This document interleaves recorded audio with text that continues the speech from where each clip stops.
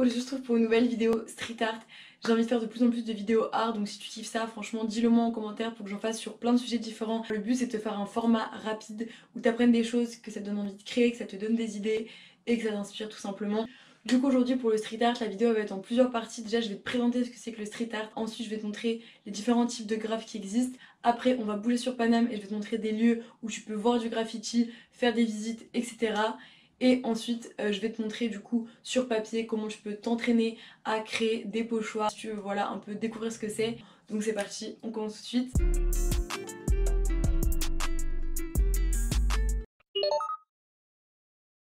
Donc le street art, qu'est-ce que c'est? En gros, la traduction exacte, c'est art de rue. Donc en gros, c'est de l'art que tu vas faire, créer dans la rue et laisser du coup en exposition, on va dire, pour tout le monde gratuitement. Donc c'est vraiment un concept genre unique qui n'existe pas dans tous les autres types d'art qui sont souvent dans des musées, dans des galeries. Là, c'est vraiment un art plus sauvage. Donc le street art, en fait, ça prend plein de formes d'art différentes. Genre c'est pas juste du graffiti, de la bombe de peinture, mais ça peut être de la mosaïque, du pochoir, des stickers et du tag par exemple. Mais moi aujourd'hui je vais plus m'intéresser au graffiti.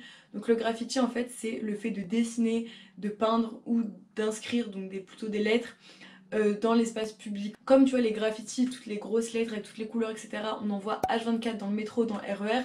On a l'impression que c'est un peu un truc récent alors qu'en vrai ça a toujours existé. Genre vraiment depuis la préhistoire ça existait déjà à cette époque en fait. Les hommes préhistoriques qui dessinaient qui inscrivaient leur nom dans la roche ou qui dessinaient des animaux, etc.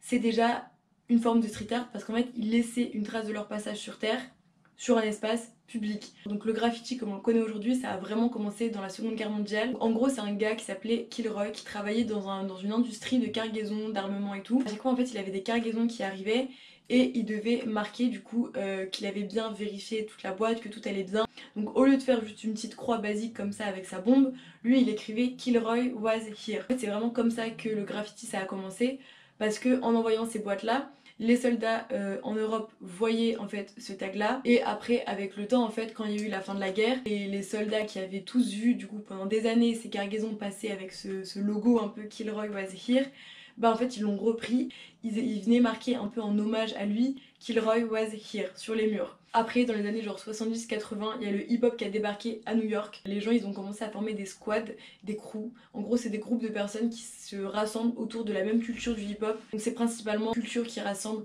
la musique, la danse et le graffiti, l'art. Et en gros, pour montrer qu'ils appartenaient à ce groupe-là, tu vois, en gros, ils marquaient du coup sur les murs, un peu partout en fait, le nom de leur crew pour montrer qu'ils existent. Ensuite, il y a eu justement à New York plein de règles pour dans l'espace public pour vraiment que les gens arrêtent de graffer. Genre on leur a dit vous allez être sanctionnés si vous venez ici, donc allez ailleurs. Du coup, tous les gens qui graffaient, etc., ils ont dû aller en banlieue et quitter New York. Et c'est comme ça que le graffiti s'est vraiment répandu.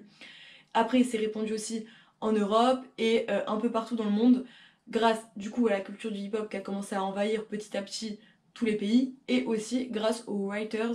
En gros, c'est des gens qui écrivaient sur les trains leur nom en très très gros. C'est vraiment un big défi parce que déjà c'était assez risqué de peindre sur un train, c'est vraiment genre compliqué. Et ensuite parce qu'il y avait aussi ce truc un peu de vouloir être connu, tu vois, de la reconnaissance. Parce que le train en fait il allait dans plein de villes, plein de pays. Et du coup ton nom il allait passer par plein de villes, tout le monde allait te voir. Donc voilà, c'était vraiment un truc très stylé. Et du coup le fait que le train passe avec de l'art dessus, du graffiti dans plein de villes, ça a fait que les gens ont commencé à se dire ouais mais ça c'est quoi ce truc, vas-y je veux tester aussi. Et ça s'est répandu de malade dans le monde entier. Le graffiti, sa fonction ça peut être d'exprimer une opinion souvent politique, mais ça peut aussi être pour laisser une trace de son passage sur Terre. Ça peut aussi être pour dénoncer quelque chose, une cause, faire passer un message tout simplement. Quand en fait c'est comme de la pub clairement on envoie genre H24 dans la rue, bah là c'est pareil, genre on va te donner une idée, on va pas te la vendre, c'est gratuit. Ça peut être aussi purement esthétique, redonner aussi genre je sais pas de la vie à ton quartier. Et en fait c'est un peu une activité comme le rap ou comme le foot, tu vois, genre c'est ce genre de truc qui peut rassembler des gens vraiment. Et après la motivation aussi derrière le street art, au-delà de la reconnaissance, c'est aussi le risque. Parce que j'en ai pas trop parlé, mais il faut pas oublier que le graffiti et le street art, c'est un art qui est illégal. T'as 1 milliard de lois dessus, je te laisserai aller les voir si tu veux. Mais voilà, c'est vraiment pas quelque chose de autorisé. Et c'est ce risque, cette adrénaline et tout, qui est aussi grave recherché. Il y a Brut aussi qui a fait une vidéo sur le street art. Je t'invite à la voir. Ensuite maintenant je vais te présenter des lieux où tu peux voir justement du graffiti. T'as déjà le 13e arrondissement, et t'as le quartier chinois où t'as énormément de street art. T'as la butte Tokai, t'as pas un seul endroit où il y en a, tu vois, c'est tout le quartier, t'en as caché. Faut vraiment bien regarder en fait. Pour voir du graffiti, il faut pas regarder ses pieds, il faut vraiment regarder en l'air, dans les petits coins, parce que t'en as vraiment partout. Ensuite t'as le quartier Belleville.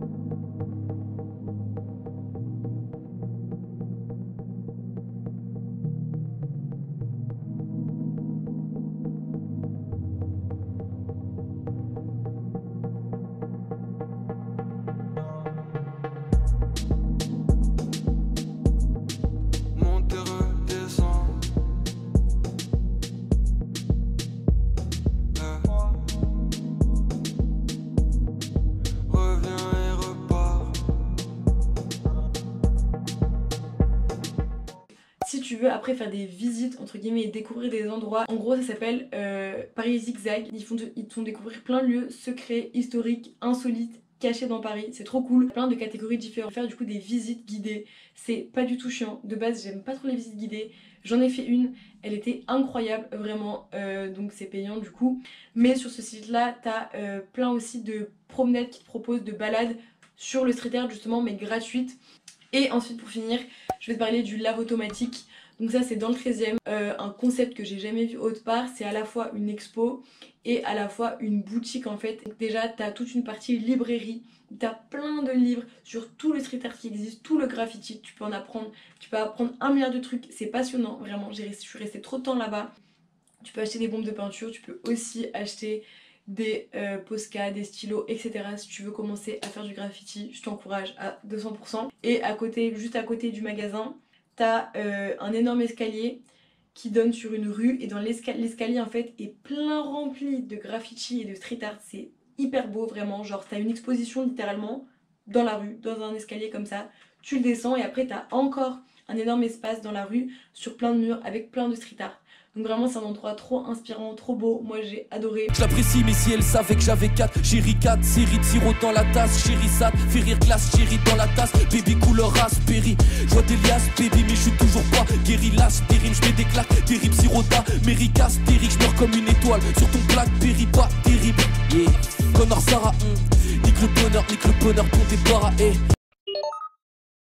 Là dans les différents styles de graffiti qui existent, je vais te présenter un peu les 7 principaux.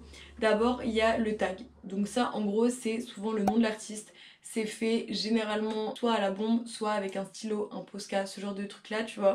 Chaque artiste, a son blaze en fait, et à son blaze écrit d'une certaine façon, très calligraphiée, très réfléchie, qui lui est vraiment 100% personnel. Bubble c'est une des formes les plus classiques, les plus anciennes.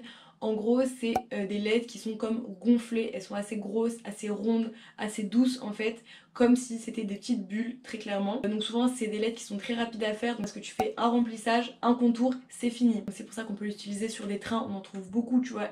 Après on a du bloc, ça c'est le deuxième plus connu, plus simple et plus répandu, où en gros là ça va être dans des carrés ou des rectangles.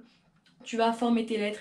C'est très simple, tu arrives à quand même très bien lire le mot qui a écrit. Là, ça a toujours un contour et un remplissage. Et on a les personnages, donc ça c'est un autre type de graphe où ça va être donc souvent des héros, des personnages lambda, des bonhommes, des choses comme ça, tu vois, un peu cartoon, un peu réaliste parfois, ça dépend. Après il y a la pièce ou la fresque, donc ça en gros ça va prendre souvent tout un mur entier, c'est vraiment très grand et ça peut mélanger des lettres ou des personnages, c'est un peu un mélange des deux, plein de styles différents qu'on peut mélanger à l'intérieur et il y a souvent plusieurs couleurs.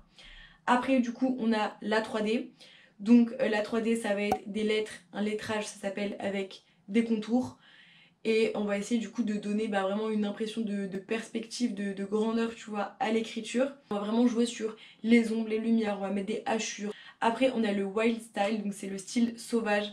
C'est un des styles les plus compliqués à réaliser et les plus compliqués à comprendre. En gros c'est plein de lettres, genre le blaze de l'artiste ou un mot ou ce qu'ils veulent, mais qui sont genre toutes mises les unes entre les autres, genre elles sont toutes mélangées et du coup t'arrives pas du tout à lire en fait le blaze de l'artiste si tu fais pas du graffiti. En gros la première étape pour dessiner le pochoir, c'est en fait de dessiner l'intérieur de ton graphe, ce qui va être coloré. Si je prends cette feuille là, tu vois toute la partie blanche ça va être, ça va pas se voir sur le mur, Et par contre toutes les parties que je vais découper qui vont être vides, ça par contre justement ça va être la couleur sur le mur. Donc par exemple si je veux découper ce rond là, faire une forme très simple, un rond, bah je vais dessiner comme ça tout le tour et je vais couper tout ça. Donc je vais avoir un cercle et du coup quand je vais bomber, on va vraiment avoir la forme du rond parfaitement. Si par contre je veux faire le A par exemple, si je commence à découper tout le A, bah tout le A va partir et du coup quand je vais bomber, ça va faire un A un peu bizarre, tu vois, genre complètement plein de couleurs et il n'y aura pas le petit triangle de base. Donc pour garder le petit triangle, ce que je vais faire c'est découper du coup genre tout ça, tu vois, je vais bien découper tout ça, tout ça, tout ça, tout ça, tout ça. Et quand je vais arriver à cette partie là, la partie du milieu, tu vois, de la petite barre, bah en gros je vais découper le contour et quand j'arrive ici en fait, et là on va faire ce qui s'appelle un petit pont. Donc en gros tu tires deux petits traits et en fait tout le blanc, sachant que c'est ce qu'on découpe, pas ce qui reste, bah en fait tu vois on va relier notre petite partie grâce à un petit pont qui est ici au reste de la feuille. Et du coup ça va bien tenir. Donc le petit pont, plus tu le fais fin, plus ce sera joli parce qu'on verra pas qu'il y a de petits ponts, tu vois, genre la lettre elle sera toute fluide et il y aura pas un petit trou, tu vois, où il n'y a pas de peinture dans la lettre. Mais aussi plus c'est fin, plus ça peut se déchirer. Donc voilà, faut trouver le juste milieu.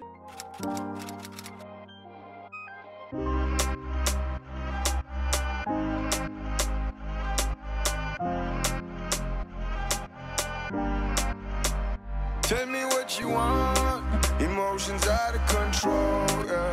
Time to get out of your home, yeah. Come to my yard and let go, hey, tell me what you want, get me, I forgive it to you. Portrait like an angel, I'ma send it to you. Feel all these emotions and they only for you.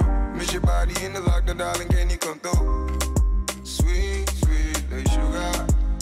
You are life full, joyful, pure. Your sight leaves me in awe. Donc maintenant que j'ai tous mes petits pochoirs, on va pouvoir aller du coup les graffer dans Paris sur un mur. Donc c'est parti.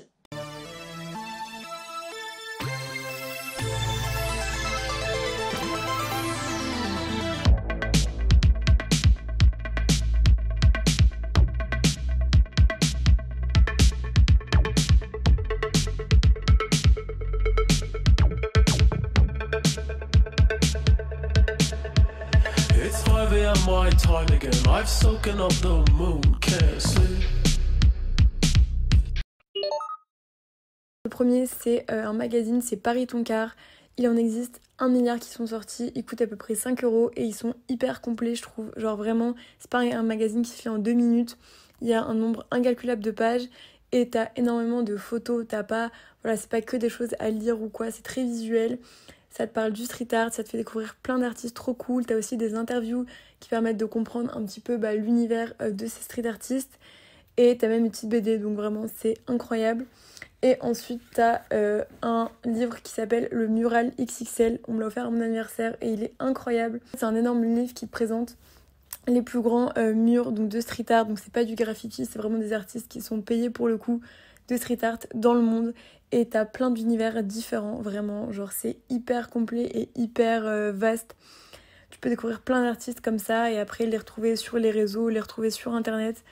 Donc voilà, c'est la fin de la vidéo, j'espère vraiment que t'as kiffé, moi j'ai trop aimé la faire. J'espère que t'as découvert grave des trucs sur le street art, que ça t'a donné envie de faire du graffiti, d'aller dehors, d'être créatif, de tester des trucs. Si t'as kiffé la vidéo, n'hésite pas à me le dire en commentaire, à liker la vidéo et à t'abonner à la chaîne, tout simplement à la partager aussi à tes potes. Et tu peux aussi me rejoindre sur Insta, c'est Amy-inspiration. Je suis pas hyper régulière mais j'essaie de te poster voilà un peu du contenu inspirant. Et en story par contre là je suis tout le temps régulière. Dès qu'il y a des événements friperies sur Paris, des événements mode, art, etc., je te balance des bons plans, tout ça. Donc n'hésite pas à aller voir. Et moi je te dis à très vite pour une prochaine vidéo. Salut!